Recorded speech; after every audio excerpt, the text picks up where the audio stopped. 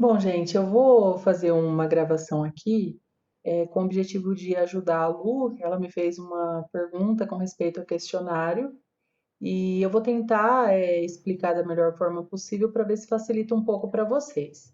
Bom, a dúvida da Lu era com respeito a essa publicação que eu coloquei para vocês, que fala sobre as infecções relacionadas à assistência à saúde em unidade de terapia intensiva adulto, né? Na verdade, Lu, essa publicação aqui que eu mandei para vocês, o que seria uma publicação, né? Então, uma publicação é um local, né, onde a pessoa ela vai publicar, ela vai apresentar, discutir ideias, né? Ela pode utilizar também de métodos ou técnicas científicas, né? Onde ela vai analisar os processos e os resultados.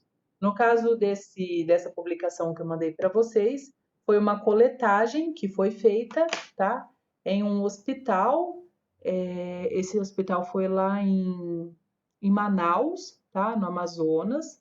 Então foi feita uma coletagem qual que é o objetivo dessa coletagem, né? De coletar esses dados.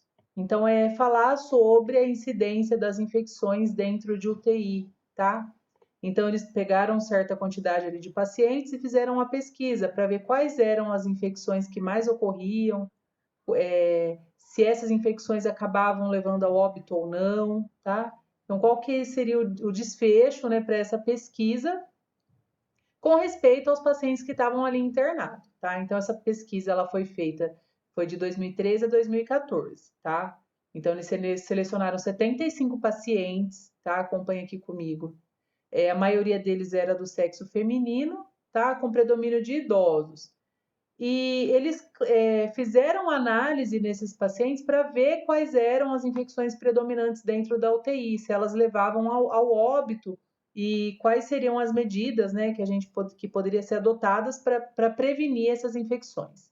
Então vamos ao que interessa. Primeira pergunta. Então eu falo defina IRAS e qual a relação de IRAS com UTI. Essa questão você nem precisaria ler essa publicação para responder, porque essa questão eu dei no outro slide, tá? Quando eu falo que as IRAS são infecções relacionadas à assistência à saúde e a relação delas com a UTI é devido aos pacientes que ficam na UTI serem pacientes graves, tá? Pacientes que ficam com longa permanência, né, ali hospitalizado, pacientes que são realizados procedimentos invasivos, né? Então, essa é a relação dessas infecções com a UTI. Questão número 2, a parte A. Comente os resultados referente à análise, levando em conta o parâmetro IRAS. Então, aqui, essa pergunta não está difícil. Ó. Então, comente os resultados. Era só você falar isso daqui, ó. Então, os resultados. Então, era para você falar que foram selecionados 75 pacientes, a maioria do sexo feminino, com predomínio em idosos, e que foram classificados como 45% cirúrgicos e tiveram permanência na UTI de 16 ou mais dias. Né? Quanto ao perfil das infecções, então aqui está a palavra-chave, tá? O que eu queria. Houve predomínio das relacionadas ao trato respiratório e corrente sanguínea, chamando atenção para a pneumonia associada à ventilação mecânica. Então, essa é a resposta, Lu. Então, até eu mandei uma aula para vocês ontem, falando que quando a gente fala de infecção hospitalar, a mais predominante são as infecções urinárias, tá? Isso falando num contexto hospitalar. Quando a gente faz essa pesquisa dentro de UTI, principalmente essa pesquisa que foi feita dentro desse hospital lá no Amazonas, eles observaram que o predomínio de infecções dentro da UTI era de nível respiratório, tá? E em segundo lugar de corrente sanguínea, tá? Por conta da intubação, né? Por conta da ventilação mecânica. Então, essa é a resposta da parte A, tá? Então, os resultados, levando em conta o parâmetro IRAS, é que as mais ocorrentes dentro da UTI eram, em primeiro lugar, infecções do trato respiratório e depois de corrente sanguínea, tá? Na B, falando sobre as características clínicas e diagnósticas das infecções em pacientes em UTI, qual a IRAS mais recorrente? Então, já falei. Então, qual que é a mais recorrente? Aqui a gente fala, olha, torna imprescindível a correta investigação das infecções, tendo em vista os diversos fatores associados à sua ocorrência. E um pouquinho antes fala que, olha aqui, olha, deixa eu voltar um pouquinho antes. Tá. Então aqui fala, olha, a maior ocorrência de infecção por dispositivos invasivos ocorreu no tubo orotraqueal, tá?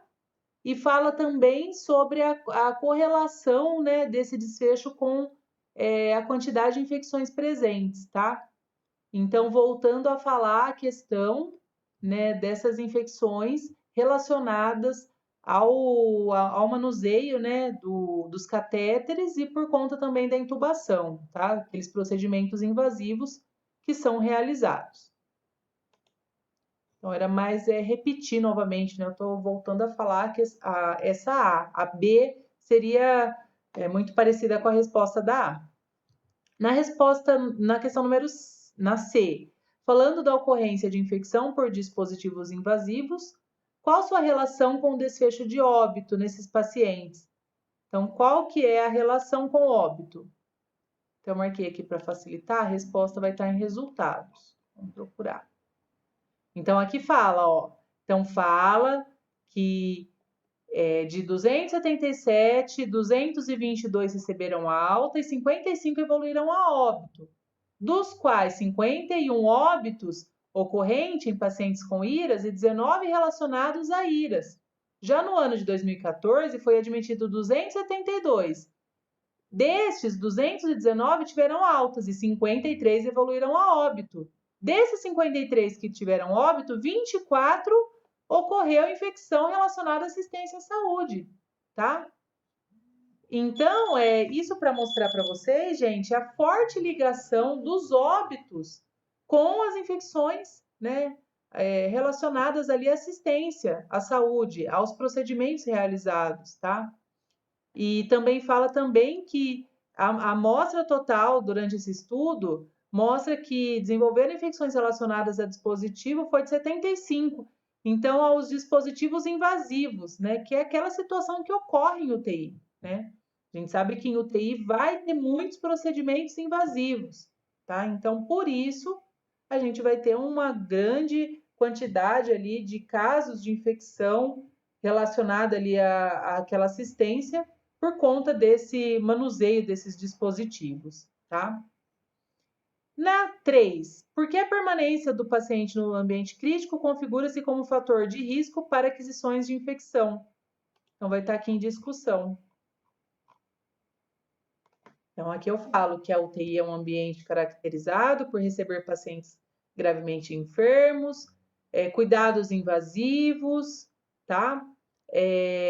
Ao qual a UTI se torna um ambiente, né, que vai ocorrer, né, diversas infecções, né? Por isso que é necessário realizar ações, né, de controle dessas infecções, tá?